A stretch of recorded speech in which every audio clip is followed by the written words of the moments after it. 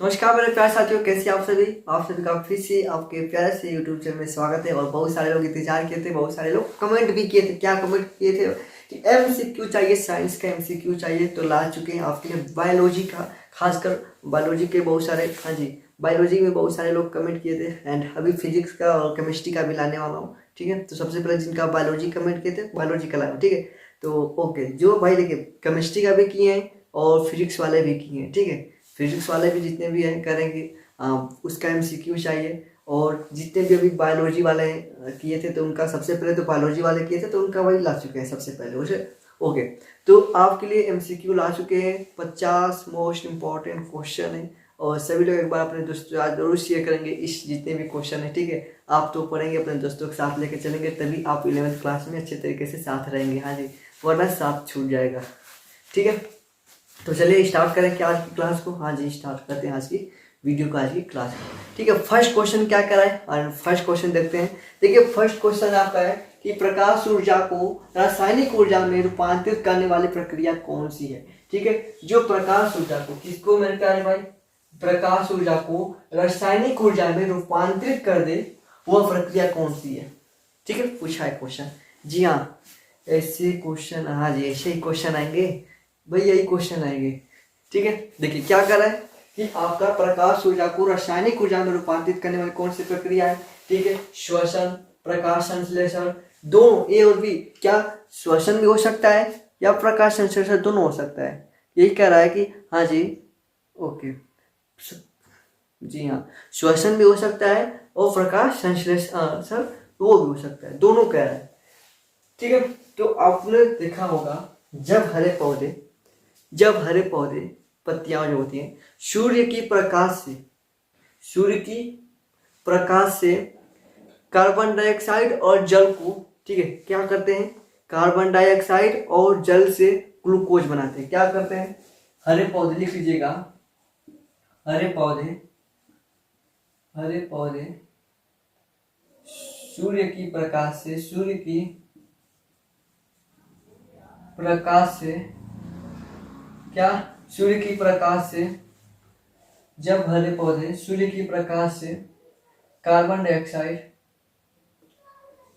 Dioxide और जल H2O से क्या करते हैं, ग्लूकोज बनाते हैं।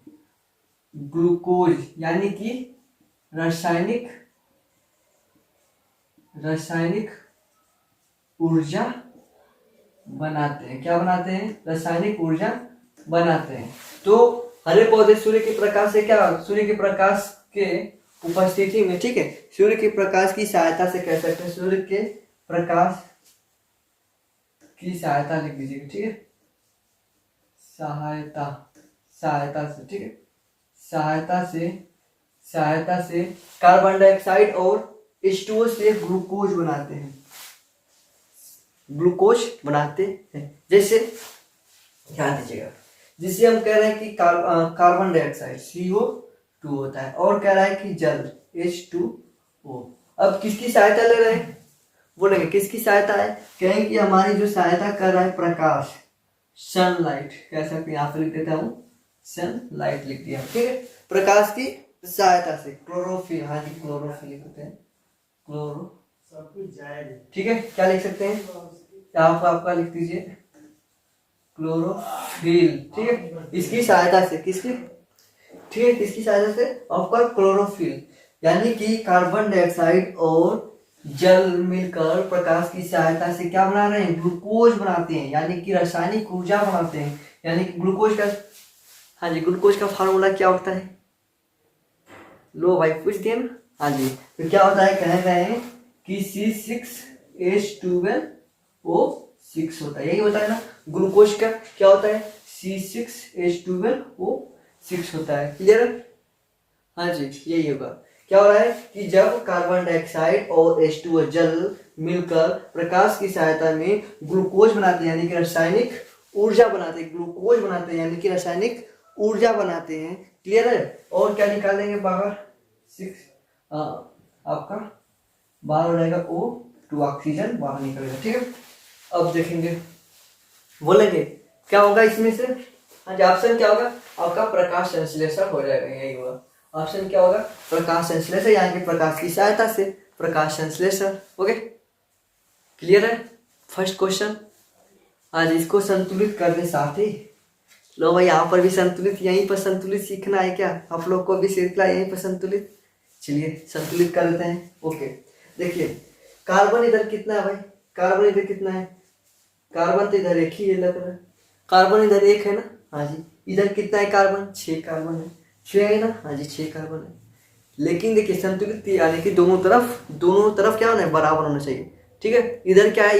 इधर वाला साइड, ग्लूकोज वाला साइड थोड़ा अधिक है। अब इसको इतना पर करना है, ठीक है, इतना पर करना है। तो इधर क्या करना पड़ेगा? इधर 6 का मल्टीप्लाई करते हैं यहाँ पे 6 का।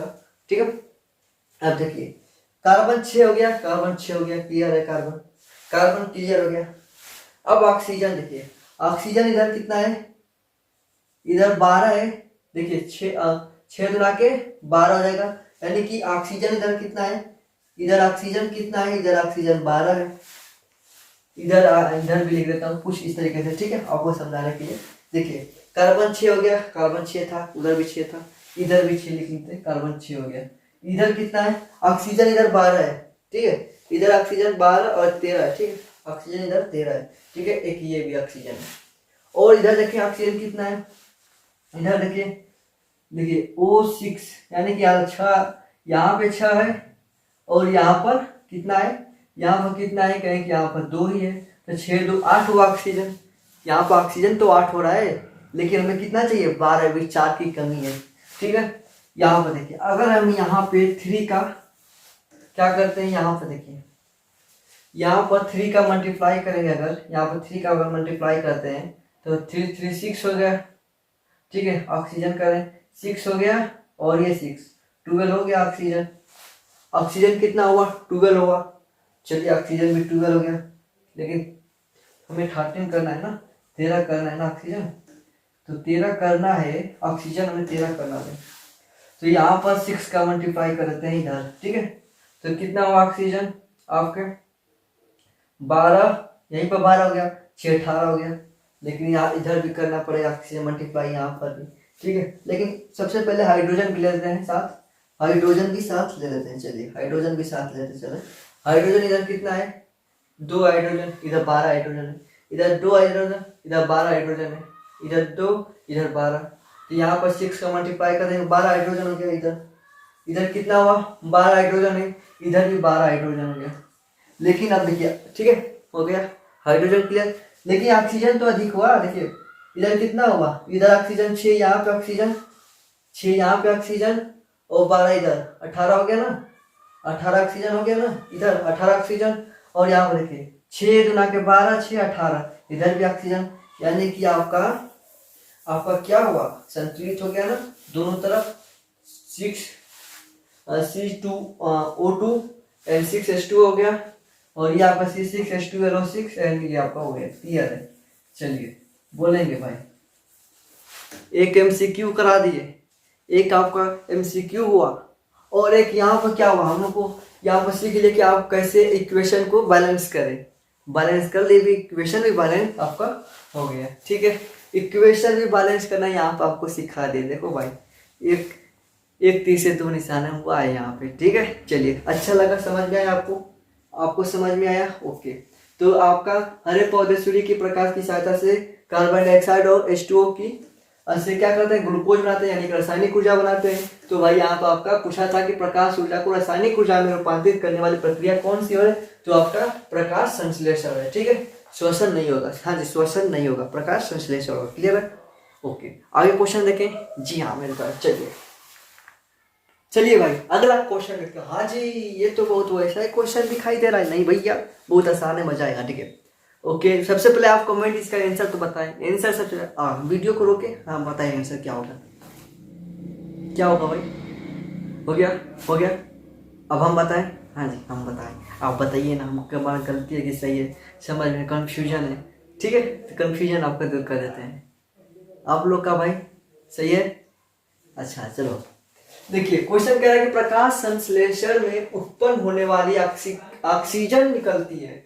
ओहो, कह रहा है कि प्रकाश संश्लेषण में उत्पन्न होने वाली ऑक्सीजन निकलती है, वायु से निकलती है क्या? वायु से निकलती है, कार्बन डाइऑक्साइड से निकलती है, जल से निकलती है, या इनमें से कोई नहीं, कुछ और होगा? ये ना कर रहा है, नहीं। देखिए इसी में से निकलेगी तो इसी में से, किसमें से निकलेगी? अब देखिए, प्रकाश संश्लेषण से उत्पन्न होने वाली, प्रकाश संश्लेषण से जब उत्पन्न होगी, ठीक है, क्या हो रहा है? ये मार्कर तो नहीं चल रहा क्या भाई? प्रकाश संश्लेषण के समय पौधे क्या होते हैं? प्रकाश संश्लेषण के समय लिख लेते हैं, प्रकाश संश्लेषण के समय H2O को तोड़ते हैं। क्या करते हैं? तोड़ते हैं। प्रकाश संश्लेषण के समय क्या होते हैं? H2O को तोड़ते हैं, और इसी प्रक्रिया को क्या करते हैं? और जब प्रकाश संश्लेषण H2O को तोड़ते हैं तो इस प्रक्रिया को फोटोलाइसिस कहते हैं, फोटोलाइसिस कहते हैं। देखिए भाई यहाँ पर थोड़ा देखिए, क्वेश्चन तो एक बताया लेकिन उससे रिलेटेड बहुत सारे क्वेश्चन हो जा रहे हैं इसमें। देखिए अब ये भी क्वेश्चन पूछ देगा कि प्रकाश संश्लेषण के तोड़ने H2O को प्रकाश संश्लेषण के समय H2O को तोड़ने की प्रक्रिया को क्या कहते हैं? तो फोटोलाइसिस कहते हैं, फोटोलाइसिस कहते हैं, ठीक है। तो क्या कहते हैं? फोटोलाइसिस कहते हैं, ठीक है। तो देखिए यहाँ पे जो हम बता रहे हैं, तो ये भी क्वेश्चन तो बना, ठीक है, तो इसको ध्यान दीजिएगा आप। तो जब प्रकाश संश्लेषण से उत्पन्न होने वाली ऑक्सीजन निकलती है, किससे? तो याद रखेंगे किससे निकलेगी? आपका जल से निकलेगी। कैसे निकलेगी? चलिए इसको हम तोड़ देते हैं। कह रहा है कि जल को तोड़ती है, यानी कि H2O को जब प्रकाश की सनलाइट प्रकाश संश्लेषण के समय, तो भाई H2O को सनलाइट की उपस्थिति में, ठीक है, सनलाइट की उपस्थिति में, तो किस में तोड़ेगी? H प्लस और O2 यहाँ पर लिखते हैं ऑक्सीजन में, ठीक है, ये नहीं तोड़ेगी। ओके, हाँ जी, O2 में तोड़ेगी। ये आपका ऑक्सीजन निकलती है, जो आपका ऑक्सीजन निकलता है, क्लियर है। तो ये आपका तोड़ रहा है, तो क्या निकलता है? किससे? आपका जल से। क्लियर है? बोलेंगे H2O sunlight, H plus O2, ठीक है, हाँ जी, ये होगा H2O। ओके, संतुलित करना है। H2 इधर है, 2 है, इधर 2 का मल्टीप्लाई करो, इधर 4 का कर लो, ठीक है, और इधर ऑक्सीजन 2 है, इधर भी ऑक्सीजन 2 है। क्लियर है? हाँ जी, बैलेंस भी हो गया। सीख ले रहे हैं, बैलेंस भी साथ साथ सीख रहे हैं। हाँ जी, बैलेंस भी साथ साथ सीख रहे हैं आप लोग, ठीक है। समझ में आ गया आपका? स्क्रीनशॉट ऑफ इसका ले लीजिए। एक और बात एक बता दूं आपको, इसका PDF आप लोग पूछ रहे हैं कभी का, ठीक है, PDF पूछ रहे हैं, आप लोग भी PDF मांग रहे हैं, तो मैं रखा हूँ PDF पूरा अच्छे तरीके से बना रखा हूँ। काफ़ी पे तो लिखे हैं, लेकिन देखिए पूरा PDF है, इसका मैं PDF बना रखा हूँ, और दिखा रहा हूँ आपको।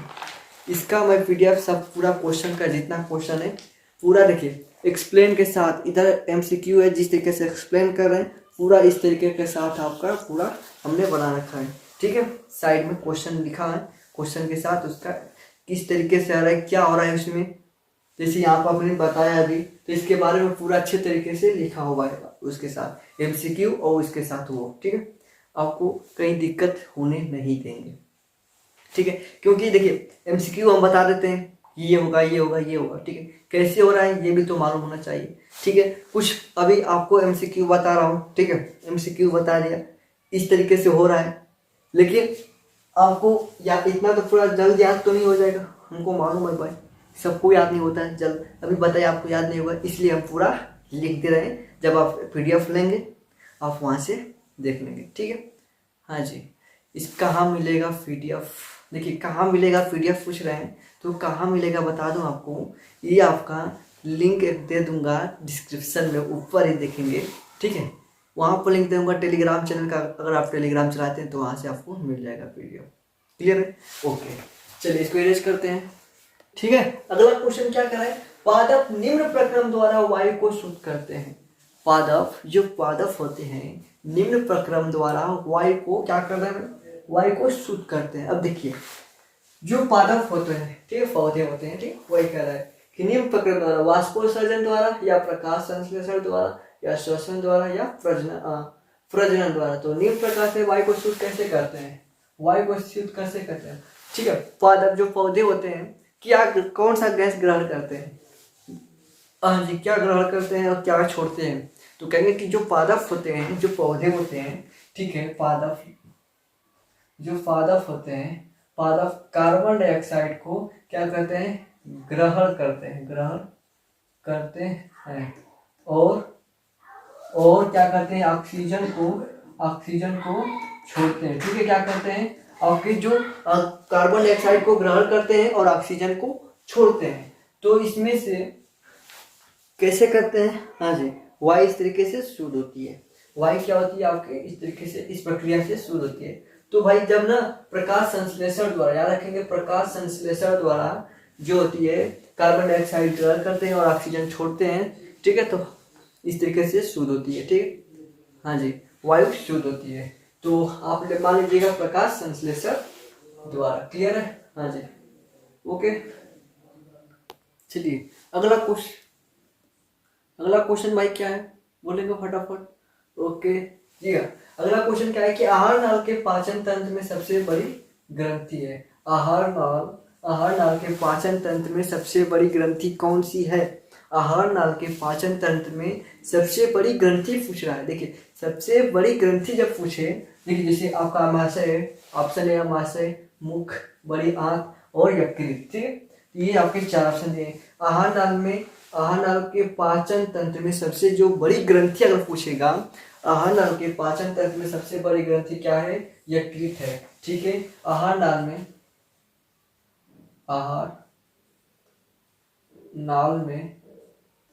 पाचन तंत्र में आहार नाल के पाचन तंत्र में जो सबसे बड़ी ग्रंथि होती है, क्या होती है, सबसे जो बड़ी ग्रंथि क्या होती है, सबसे बड़ी ग्रंथि लिख लेंगे, सबसे बड़ी ग्रंथि, ठीक है। बड़ी ग्रंथि क्या है आपका, यकृत है। जो यकृत क्या करता है, ये आपका यकृत पित्त बनाता है। क्या बनाता है, यकृत क्या करता है, यह पित्त, यानी कि इस इंग्लिश में कहते हैं बाइल बनाता है, ठीक है। और पित्त क्या कार्य करता है, पित्त जो है आपका, पित्त वसा के पाचन तंत्र में काम आता है, वसा के पाचन में मदद करता है। जो पित्त होता है, लिख लेंगे पित्त वसा, यानी कि फैट के पाचन में आपका मदद करता है, ठीक, क्लियर है। तो जो आपका आहार नाल में पाचन तंत्र में सबसे बड़ी ग्रंथि यकृत, और यकृत क्या कार्य करता है, ये आपका सबसे पहले तो ये बड़ी ग्रंथि है, ये है, ठीक है, यकृत सबसे बड़ी ग्रंथि है। और यह पित्त बनाता है, क्या बनाता है, पित्त बनाता है। और पित्त क्या करता है, पित्त वसा, यानी कि वसा के पाचन में मदद करता है। पित्त क्या करता है, वसा के पाचन में मदद करता है, क्लियर है। तो पूछेगा क्वेश्चन कि पित्त का क्या कार्य है, तो वसा के पाचन में मदद करता है, ठीक है, ये भी आपका, ठीक है। और यहाँ पूछ देगा कि यकृत पित्त कैसे बनता है, तो यकृत पित्त बनाता है, ठीक है। कौन बनाता है, तो आपका यकृत, क्लियर है। और सबसे बड़ी ग्रंथि तो पूछेगा, तो यकृत आपका है, क्लियर, ओके। नेक्स्ट क्वेश्चन देखें, समझ में आया, ओके, आगे देखते हैं, ठीक है। अगला क्वेश्चन कह रहा है कि निम्नलिखित में से कौन सा एंजाइम अम्लीय वातावरण में कार्य करता है। कह रहा है कि निम्नलिखित में से जो कौन सा एंजाइम अम्लीय वातावरण में कार्य करता है। अम्लीय वातावरण में कार्य करता है, यानी कि आपका जैसे ट्रिप्सिन पूछ रहा है, पेप्सिन होता है, लार होता है या एमाइलेज होता है। देखिए जब जो एंजाइम अम्लीय वातावरण में कार्य करता है, वो आपका क्या होता है, पेप्सिन होता है। वो क्या होता है आपका, पेप्सिन होता है। जो पेप्सिन होता है आपका, क्या भाई, पेप्सिन की बात करें, आपका पेप्सिन, जो पेप्सिन होता है वो अमाशय में कार्य करता है। क्या करता है, पेप्सिन क्या करता है, अमाशय, लिख लेंगे पेप्सिन अमाशय में कार्य करता है। जो आपका पेप्सिन ना, ठीक है, जो पेप्सिन अमाशय में क्या कार्य करता है, और अमाशय में जो आपका एसियल होता है, यानी कि हाइड्रोक्लोरिक होता है एसिड, ठीक है, HCl होता है, हाइड्रोक्लोरिक अम्ल होता है, HCl होता है, ठीक है, इसके माध्यम से वो अम्लीयता होता है, ठीक है। आपका अमाशय में क्या होता है, आपका अमाशय में HCl होता है, ठीक है, हाइड्रोक्लोरिक एसिड होता है, अमाशय में HCl होता है, इसलिए अम्लीय होता है, ठीक है, अम्लीय होता है, ठीक है। क्या होता है उसमें, HCl होता है, ठीक है, किसमें भाई, आपका अमाशय में, ठीक है। क्लियर है, बोलेंगे फटाफट। ओके कह रहे हैं कि हाँ जी, ओके। पेप्सिन क्या कार्य करता है, ठीक है, हाँ जी, पेप्सिन क्या कार्य करता है, पेप्सिन जो होता है आपका प्रोटीन के पाचन में सहायक होता है, हाँ जी। जो क्या कार्य करता है पूछ रहे हैं आप, तो जो पेप्सिन होता है ना वो आपके पाचन में कार्य करता है, तो लिख लीजिए, जो पेप्सिन होता है आपका, पेप्सिन पाचन में कार्य या मदद करता है, ठीक है। क्या करता है पेप्सिन, आपके पाचन में कार्य करता है या सहायक होता है, कह सकते हैं, या मदद करता है। क्लियर है, बोलेंगे इतना क्लियर है पेप्सिन का, तो आप पेप्सिन को क्लिक कर लीजिएगा, हाँ जी। पेप्सिन अमाशय में HCl होता है, हाँ जी, अमाशय में HCl होता है, और ये जो आपके पेप्सिन, ठीक है, पेप्सिन, ठीक है भाई, पेप्सिन होगा। क्लियर है, चलिए आगे देखें क्वेश्चन क्या। चलिए अगला क्वेश्चन क्या भाई, क्वेश्चन कर रहा है, किसके निर्माण होने से हमारी पेशियों में खिंचाव हो सकता है, किसके निर्माण होने से हमारी जो पेशियां होती हैं उसमें क्या हो, खिंचाव हो सकता है, किसके, जब कौन सा इसमें से आपका अम्ल का निर्माण होगा आपके शरीर में, कि जो आपकी पेशियां होती हैं उसमें खिंचाव हो सकता है, ठीक। जैसे पेशियां खिंचाव के लिए क्या क्या हो सकता है भाई, क्या उसमें आपका सिट्रिक अम्ल होगा, तो होगा नहीं, क्या होगा, लैक्टिक अम्ल होगा, या सल्फ्यूरिक अम्ल, या ऑक्जेलिक अम्ल, कौन सा होगा, बोलेंगे फटाफट। देखिए आपके पेशियों में जो खिंचाव कैसे हो सकता है, बोलेंगे कैसे होता है, किसका निर्माण होगा तो आपका पेशियों में खिंचाव होगा, तो याद रखेंगे लैक्टिक अम्ल के, ठीक है, लैक्टिक अम्ल बनता है। कैसे बनता है लैक्टिक अम्ल, कैसे होता है, देखिए जब मांसपेशियों में क्या होता है, ध्यान दीजिएगा, जब मांसपेशियों में ऑक्सीजन की कमी में, मांसपेशियों में ऑक्सीजन की कमी होती है, वो काम करने लगती है, क्या काम करेंगी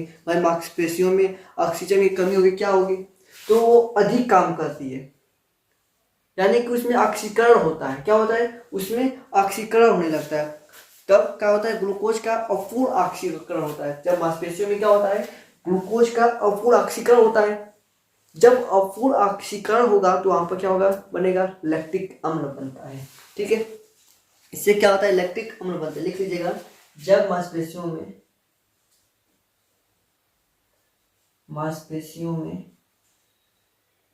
ठीक है, मांसपेशियों ऑक्सीजन की कमी में अधिक काम करता है, ठीक है, तब ग्लूकोज लिखेंगे, तब ग्लूकोज का अपूर्ण ऑक्सीकरण होता है। क्लियर है, क्या होता है, जब मांसपेशियों में ऑक्सीजन की कमी में अधिक काम करता है, मांसपेशियां क्या करती हैं, जब ऑक्सीजन की कमी होगी तो उसमें अधिक काम करेगा, तब ग्लूकोज का अपूर्ण ऑक्सीकरण होगा, जब ग्लूकोज का आपका अपूर्ण ऑक्सीकरण होगा तो इससे लैक्टिक अम्ल बनता है, क्या बनता है, इससे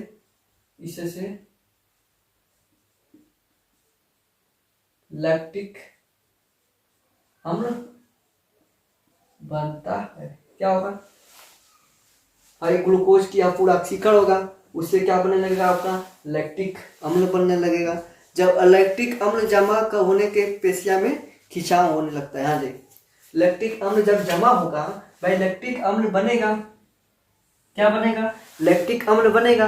जब लैक्टिक अम्ल बनेगा तो जो मांसपेशियां होती हैं उसमें खिंचाव, दर्द होने लगता है, ठीक है। हाँ जी, लैक्टिक अम्ल बनेगा, जमा होगा, जब इकट्ठा होगा तो वहाँ पर क्या होगा, आपके मांसपेशियों में खिंचाव होने लगेगा, ठीक है, दर्द होने लगेगा, ठीक है, तनाव होने लगेगा। तो ये आपको क्या होगा, लैक्टिक अम्ल के निर्माण से आपके पेशियों में क्या होगा, खिंचाव होगा, दर्द होगा, ठीक है, ऐंठन होने लगेगी। तो ये आपका लैक्टिक अम्ल के कारण होता है। क्लियर है, समझ में आ गया? तो क्या होगा आपका, लैक्टिक अम्ल होगा।